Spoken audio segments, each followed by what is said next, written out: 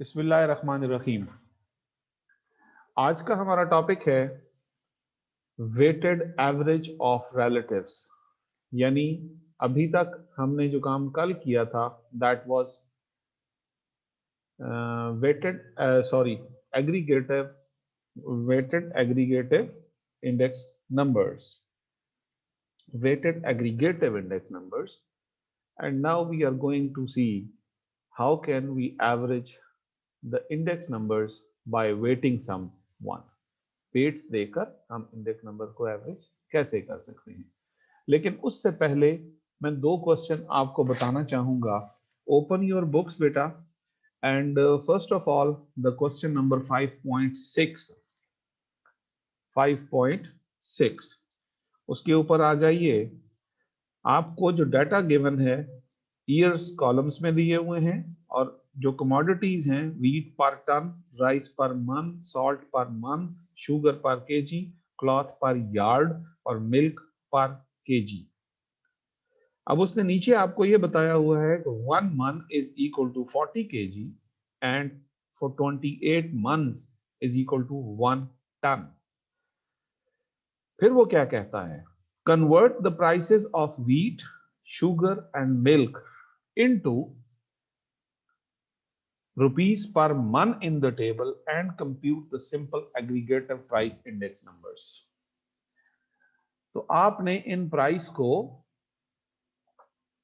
Convert करना है और उसके बाद आपने simple aggregative price index numbers निकालने हैं। तो कैसे करेंगे आप, गौर से देखिए। यहां जो गंदम की प्राइस आपको गिवन है, गंदम की प्राइस आपको गिवन है वो टन में गिवन है, यानी 351 रुपए टन गंदम की कीमत है। तो अगर एक टन 351 रुपए की होगी गंदम, तो एक मन कितने की होगी, मन में कन्वर्ट करना है। तो 351 को हम 28 से डिवाइड कर देंगे। एक टन का मतलब है ये 28 मन की कीमत है, और 28 मन की कीमत अगर 351 रुपए है तो हम उसको मन में कन्वर्ट करने के लिए, यानी एक मन की कीमत निकालने के लिए क्या करेंगे, 351 डिवाइडेड बाय 28। और ये आपको शेयर की हुई स्क्रीन के ऊपर नजर आ रहा होगा, यहाँ लिखा हुआ है, लेकिन इस डाटा को मैंने ईयर यहाँ लिख लिए हैं और कमोडिटीज अब मैं ऊपर लिख रहा हूँ। तो 351 divided by 28 is equal to 12.54। दूसरी प्राइस है 335 डिवाइडेड बाय 28। तो ये गंदम की टन में जितनी भी कीमतें दी हुई थी, इनको 28 से डिवाइड करके हम गंदम की कीमत पर मन के हिसाब से निकाल लेंगे। और उसके बाद देखिए, राइस की कीमत को नहीं छेड़ना, सॉल्ट की कीमत को नहीं छेड़ना। फिर उसने कहा था कि शुगर की कीमत पर केजी दी हुई है, उसने 1 केजी शुगर की कीमत दी हुई है 1.25। अब वो कहता है कि इसको मन में कन्वर्ट करो। अगर शुगर 1 रुपए 25 पैसे किलो है तो मन कितने की होगी, तो जाहिर है 40 केजी का मन होता है, उसको 40 से जरब दे देंगे। तो इंटू 40 50 आ गया। इसी तरह 1.40 इंटू 40 56 आ गया। 1.50 इंटू 40 60 आ गया।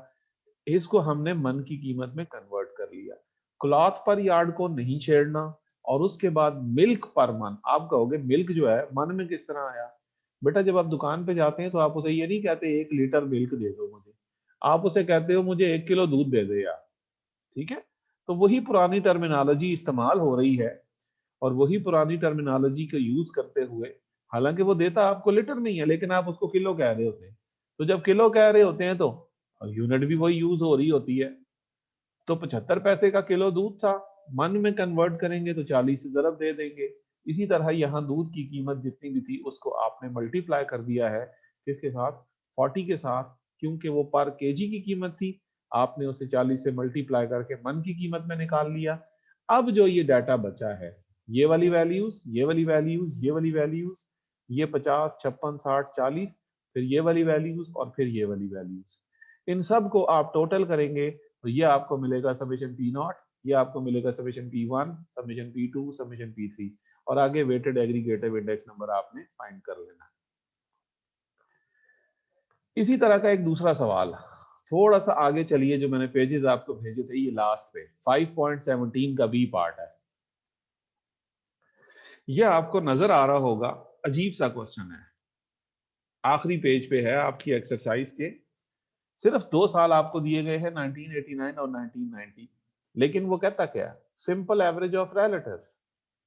तो आपने जिस तरह एवरेज ऑफ रिलेटिव्स करते थे, यहाँ 3-4 साल दिए होते थे या 4-5 साल दिए होते थे, आपने क्या करना है, इसको बिल्कुल उसी तरह सॉल्व करना है। 1989 के सारे इंडेक्स नंबर 100 आ जाएंगे जब आप प्राइस रिलेटिव लेंगे, और 1990 के लिए वो इंडेक्स नंबर्स आ जाएंगे। यहाँ पर जो वैल्यू दी गई है 50 डिवाइडेड बाई 40 इंटू 100 आएगा, ये है 100 60 डिवाइडेड बाई 60 इंटू 100 आएगा।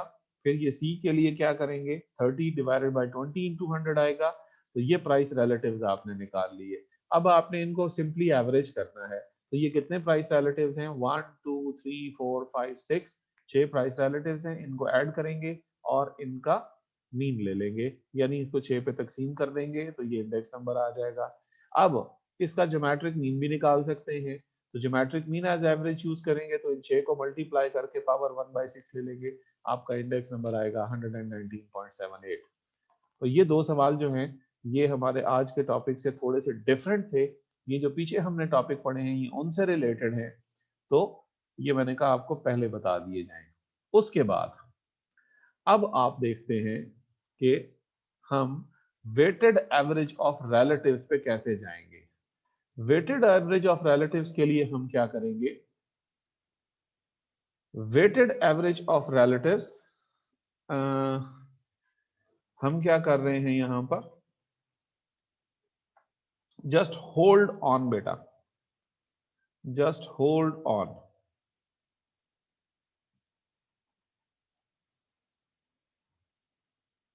जी जनाब, ये टॉपिक हमने कल पढ़ा था। We are moving ahead, weighted average of price relatives. आप अपना क्वेश्चन नंबर 5.11 देखेंगे अपनी एक्सरसाइज में। क्वेश्चन नंबर है 5.11, और ये जो IW वाले क्वेश्चन आपको नजर आ रहे हैं ये सारे इसी से रिलेटेड हैं। आपको फूड का इंडेक्स नंबर दे दिया गया, फ्यूल एंड लाइट का इंडेक्स नंबर दे दिया गया, और क्लोथिंग का इंडेक्स नंबर दे दिया गया, और वो आपसे सवाल पूछता है, the following table give the index number for the 3 commodities in 2000, calculate the weighted average of these index numbers when food, fuel and light and clothing are given the weights of 5, 1 and 3 respectively। इन तीनों index number उसके आपको दे दिए, तीनों, food का index number, fuel and light का index number, clothing का index number, और तीनों के वेट भी दे दिए उसने। तो किसी चीज को हम जब वेटेड मीन निकाला करते थे, आपको याद होगा एक्स का, तो एक्स बार वेटेड का फार्मूला क्या होता था, याद आया कि नहीं आया, summation W x divided by summation W. तो ये वही फार्मूला है। फर्क क्या है कि x की जगह पर इंडेक्स नंबर आ रहा है i, summation W x over summation W होता था, लेकिन यहां आपने x को वे मीन नहीं लेना, आपने यहां इंडेक्स नंबर को वेटेड एवरेज लेनी है। इंडेक्स नंबर से मुराद यहां प्राइस रिलेटिव है। वो प्राइस रिलेटिव उसने पहले से कैलकुलेट करके दिए हुए थे, w भी उसने पहले से दिया हुआ है, आपने सिर्फ मल्टीप्लाई करना है। जिस तरह wx करते थे उसी तरह wi करके आपने इसको प्लस कर लेना है और फिर समेशन w पर डिवाइड कर देना है। ये आपके सामने हल किया हुआ है क्वेश्चन 108.67 इज द आंसर। इसके बी पार्ट को फिलहाल थोड़ा सा छोड़ दीजिए, सी पार्ट पे चले जाइए, 5.11 का सी पार्ट।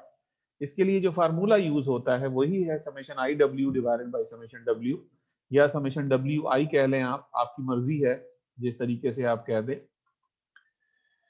उसके बाद देखिए सी पार्ट है इसका, व्हीट, राइस और बार्ले आपको दे दिया गया, 1980 की प्राइस दे दी गई, 1981 की प्राइस दे दी गई, और वेट्स आपको दे दिए गए हैं। अब आप क्या करेंगे, अब यहां पिछले सवाल में ए पार्ट में उसने आपको इंडेक्स नंबर कैलकुलेट करके दिया था, यहां आपको इंडेक्स नंबर कैलकुलेट करके नहीं दिया हुआ, यहां इंडेक्स नंबर आपने खुद कैलकुलेट करना है, इंडेक्स नंबर खुद कैलकुलेट करना है। जब आप इंडेक्स नंबर खुद कैलकुलेट करेंगे तो इट मीन दैट कि आई का कॉलम आपको खुद बनाना पड़ेगा। अब आई होता क्या है, P N divided by P naught into 100, ये हमने निकाल लिया, यानी 180.3 डिवाइडेड बाय 175.5 इंटू 100 करके हमने आई निकाल लिया। यहां से कैसे निकालेंगे, 509.7 डिवाइडेड बाय 480.4 इंटू 100, तो ये आई हमने निकाल लिए तीनों वैल्यूज। अब आई जब आ गया तो इसको इरेज किए बगैर 20 से मल्टीप्लाई करके यहाँ लिख दीजिए तो आई डब्ल्यू आ जाएगा। इसी तरह इसको इरेज किए बगैर 12 से मल्टीप्लाई करके यहाँ लिख देंगे तो आई डब्ल्यू आ जाएगा। अब इन सारे आई डब्ल्यूज को सम कर लीजिए, आई डब्ल्यू का प्रोडक्ट यानी इंडेक्स नंबर इनटू वेट्स, इनको प्रोडक्ट को हमने ऐड कर लिया तो हमारे पास आया 3767.8 which is summation I W. Summation I W का फार्मूला ये हमने पुट किया, यहाँ पे वैल्यूज डाली और रिजल्ट मिला 104.66। उसके बाद नेक्स्ट चलिए जी, ये एक और सवाल है।